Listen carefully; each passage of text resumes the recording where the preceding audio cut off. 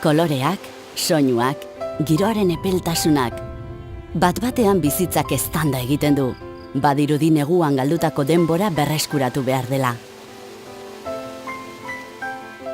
Landareek adibidez, sekulako aldaketak izaten dituzte. Larretan, kolore guztietako loreak ageri dira edonon, batzuk gainera nahiko bereziak. Zuaitzei irteten zaizkie lehenik kimuak, eta gero hosto berde bizi hauek, eta basoa guztiz itxura aldatzen dute.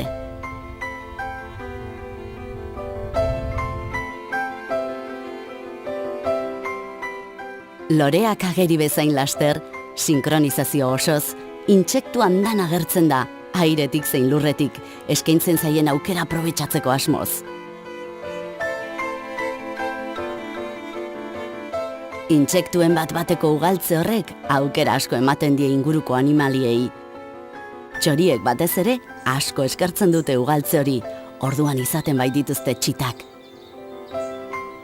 Aizkorri, hasi da bai, neguko loalditik esnatzen.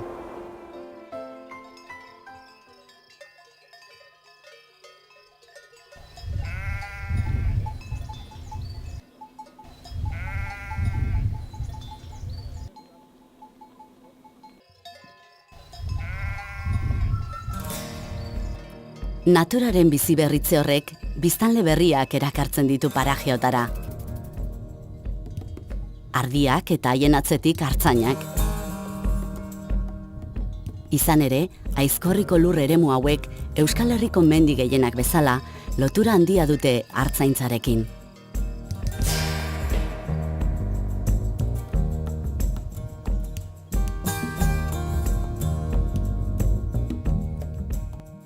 Paisaiaren eragile zuzenak dira, larreak garbi mantentzen baitituzte.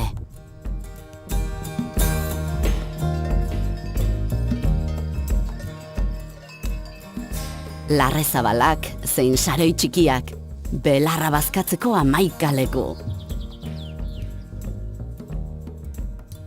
Ezagunena, urbia bada ere, badira beste asko xumeagoak baina xarmaz beteak.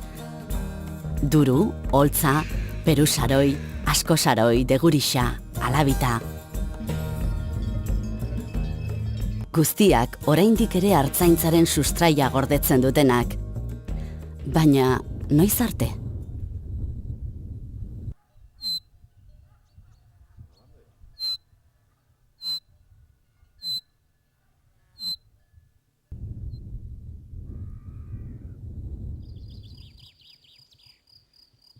Holtzatik hego-mendebaldera, Urkila mendilerroan, Arabako mugan, izen xelebreko mendia dago. Pinpil. 1269 metroko garaierarekin bista ikusgarriak eskaintzen dizkigu norabide guztietan. Tontorreko belardiok bazkaleko finak dira, ardi, behor zein basurdeentzat.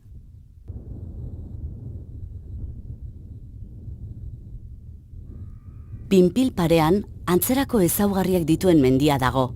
Malkorra, 1256 metrorekin. Malkorra, arabarra da osotasunean, eta Pinpil bezala, Urkila mendilerroan dago, Kantabriar eta Mediterranear isurialdeak banatzen dituen mendilerroan. Kontraste handiko mendiak dira, pagadi zabalak iparrean eta larreak eta sastrakak hegoaldean. Udaberrian, euria erruz botatzen du paraje hauetan. Guztia hasten da Kantauri itsasoan, hango hezetasuna hodei bihurtzen denean. Hodei horiek Gipuzkoako lurrak pasatu ondoren, talka egiten dute Aizkorri Aratz Parke Naturaleko tontorrekin, eta hor gelditzen dira pasatu ezinik. Mendiak orduan berea esikitzen dio hodeiari, euria.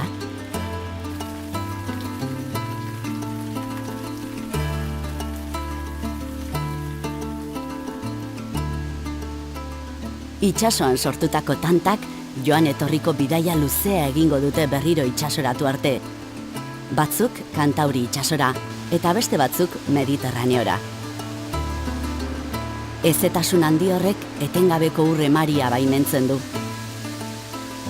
Inguruotako errekasto ugariak, gaztetasunaren indarrez, alai eta sasoiko jaisten dira maldan bera.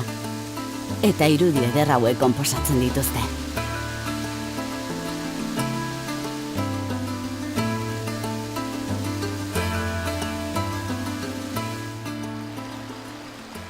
Errekasto hauek izango dira Gipuzkoako 3 ibai garrantzitsuren hasiera. Deba, Urola eta Oria. Altzania errekak Mediterraneora jaurtiko ditu urak, Arakil, Arga, Ebro bidaia egin eta gero. Zadorra ibaiak ere izango du bere emaria naiz eta sorburua bertan ez egon.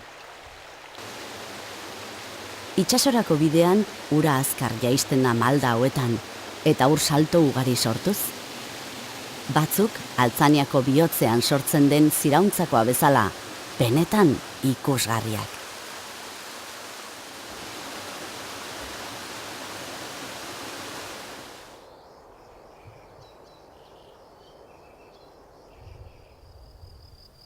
Emari handi hori jendeak ondo aprobetxatzen du, izan ere, Aizkorriko lurrak urtegi zinguratuta daude.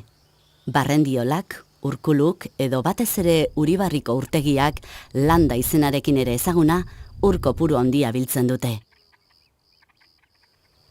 Naturak baina egoerari buelta ematen dio eta jendearen lana bere mesedetan hartzen du.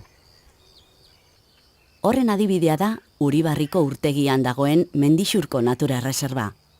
Benetan aipagarriak dira hemen batzen den hegazti kopurua eta bioaniztasuna.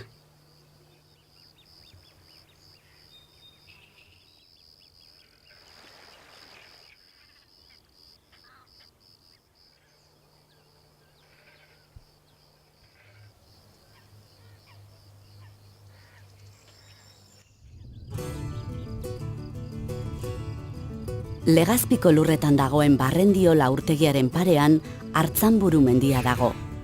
1368 metroko garaiera du.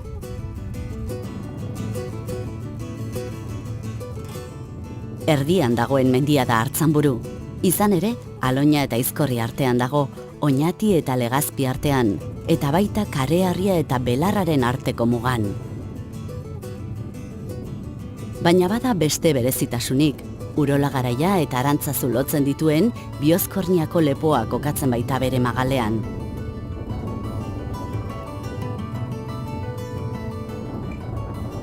Dolmen propio ere badu.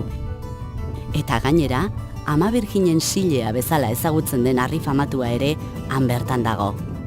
Kondairak dioenez, Arantzazuko Ama Birjina hor eseri zen atseden hartzeko Aralartik Aizkorrirako bidean.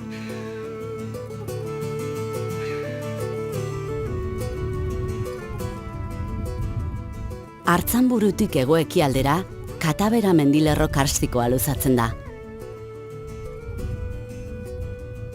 Euskal Herriko karst garrantzitsuenetako bat da, eta Aizkorri Aratz Parkeko lurretan ez du parekorik. Kaos karstiko honen erdian, leize ugari aurki daitezke. Bata, Katabera bat izenarekin ezaguna dena, parkeko sakonena da 255 metroekin. Katabera mendilerroaren punturi garaiena 1233 metrotan kokatzen da.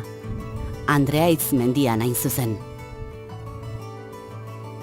Andreaitz Aizkorri mendilerroaren behatoki aparta da, batez ere Arbelaitz eta Aitxuri mendien ikuspegiak ahaztezinak direlako. Izen bereko lepoak Arantzazu eta Zegama lotu izan ditu historikoki. Aizkorri Aratz Parke Naturala oso lur eremu aberatsa da aztarna megalitikoetan. Kataberan beste adibide bat daukagu. 1917 urtean on Jose Miguel Barandiaranek aurkitutakoa, Aizkorritxoko dolmena.